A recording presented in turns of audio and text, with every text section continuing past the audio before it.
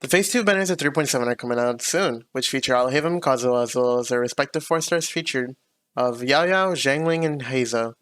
I want to say that right off the bat that these are my opinions about the banner. I also want to mention that the version 3.8 livestream is around the corner, and you can always wait to see if you would rather save to see which characters will be in the upcoming banners, or you could just pull on the banners if you wish. I already have both characters, so I won't be pulling on these banners, nor the weapon banner, but rather I want to give my thoughts on the strengths and potential weaknesses that they have, since both fighters have different roles in their respective compositions. You can always just pull them because you like their overall character design, and I wouldn't blame you.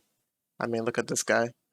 Sheesh. Back to the banners. They are both worth pulling for unless you have one of them already. I suggest pulling for the other. Or if you have both, I suggest saving to see what the upcoming banners are unless you want to take your chances on the weapon banner. Or start rolling for constellations. Both 5-star characters have their specific uses within their respective team compositions. I'll be going over them and my experiences of using them in the Abyss. I'll be giving a simple explanation about their playstyles, artifacts, weapons, and team comps as well. Let's start off with Kazuha, who is an animo support and somewhat of a sub DPS, whose main role is grouping up enemies and triggering reactions with his burst, and is aided in doing damage due to his talents, which you can see on screen. For artifacts, you would want to go 4-piece Viridescent Runner, and for stat priority, I recommend EM, since it does increase the damage of reactions, which is its whole purpose. For weapons, you can obviously go with the signature weapon of Freedom Thorn if you intend on pulling for it, which has EM as a second stat of 198 EM at level 90. The free-to-play best options are Iron Sting, which is a craftable and you can easily get to Refinement 5,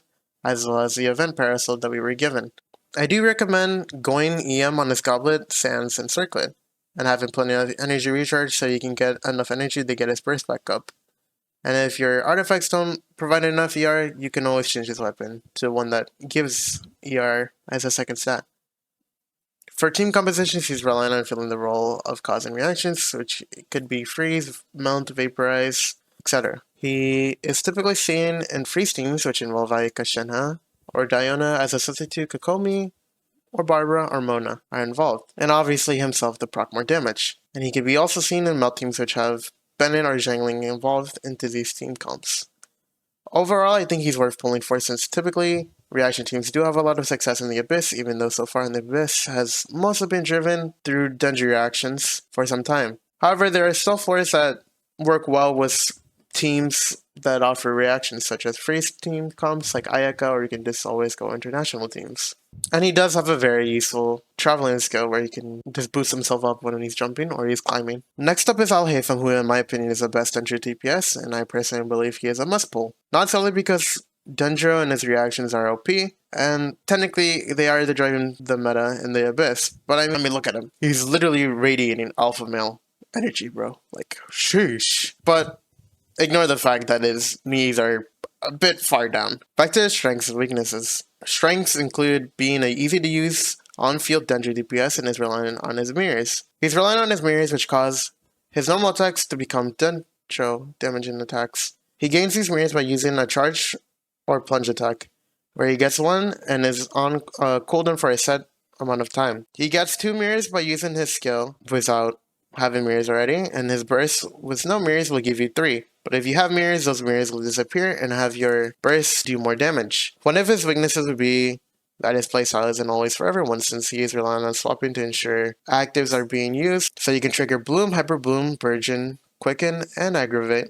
Since he is an on-field DPS, he is worth investing in, and goes well with characters that enhance him even further with his Dendro attacks, such as Xingqiu, Yelan, Raiden, which all allow for different reactions to be proc, such as Bloom and triggering Hyper Bloom. And it's also good to have a healer, so you could always go kooky with him. For artifacts, he has 2 sets. He can possibly go either Deepwood or Gilded Dreams, depending on whether the team you are using will have another Dendro applier, such as Kiara, Yayao, and Nahida, that can apply the Deepwood buff. And if you intend on running a team without another Dendro applier, Deepwood is a better set to allow him to do more Dendro damage.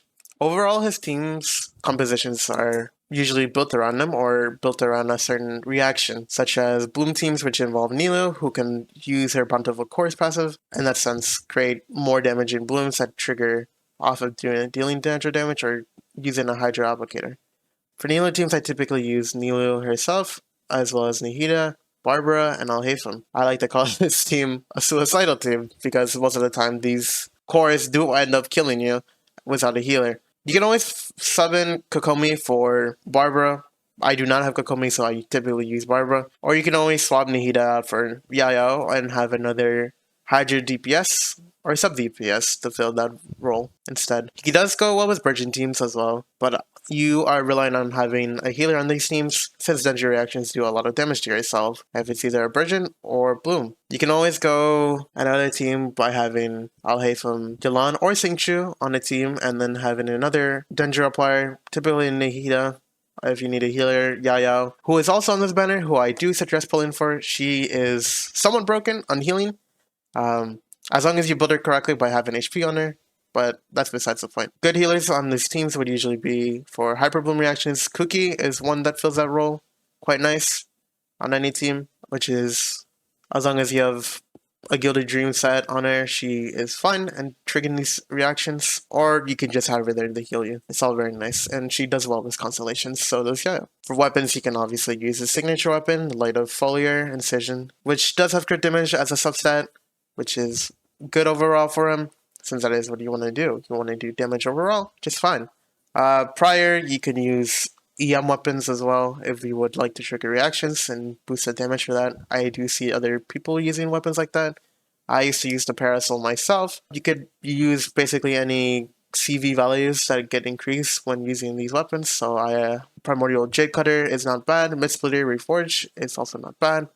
Maybe not bad for the damage overall and the increase in CV values, but this is all totally up to you. I do see people running teams for EM, and that is obviously good for the reaction to do more damage. And that basically sums up all my thoughts on these banners currently. You can always just save and see what will be on the 3.8 livestream and what banners will be announced and whether those characters are worth saving, or you could just use whatever improvements you have on either of these 5 stars. They are both worth investing in, and the meta is always constantly changing for the Abyss, and currently the Abyss is very difficult for some teams, but as you can see, these Abyss floors are obviously able to be completed with these characters as well as other characters that you want to invest in. And hopefully, the Abyss improves in the next version from the current one. Hey, before you go, I want to mention that I stream most days on Twitch on Monday, Wednesday, and Friday, so feel free to check me out on there. I mostly stream Genshin and Honkai Star Rail currently.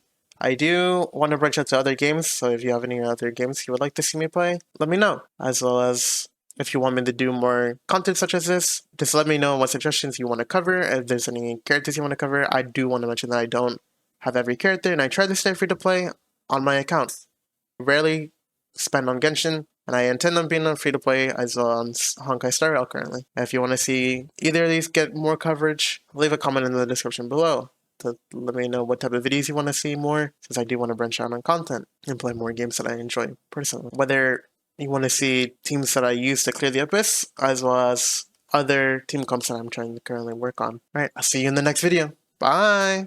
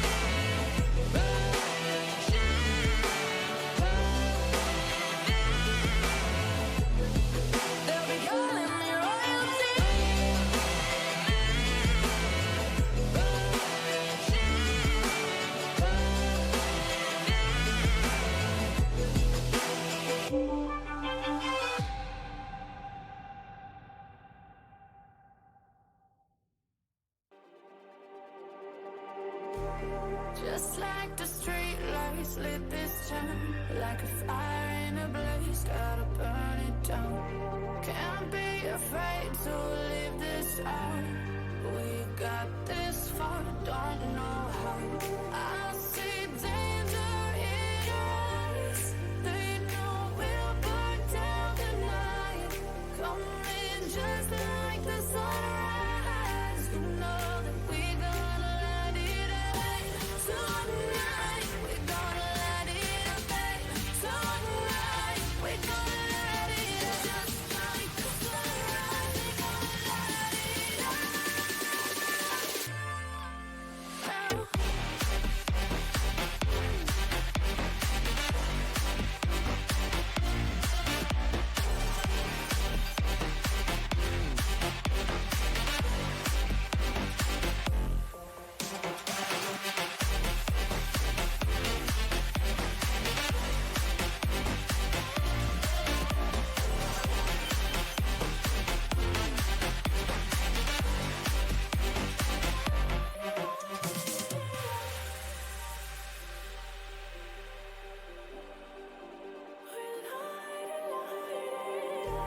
Just like a spark that's breaking out.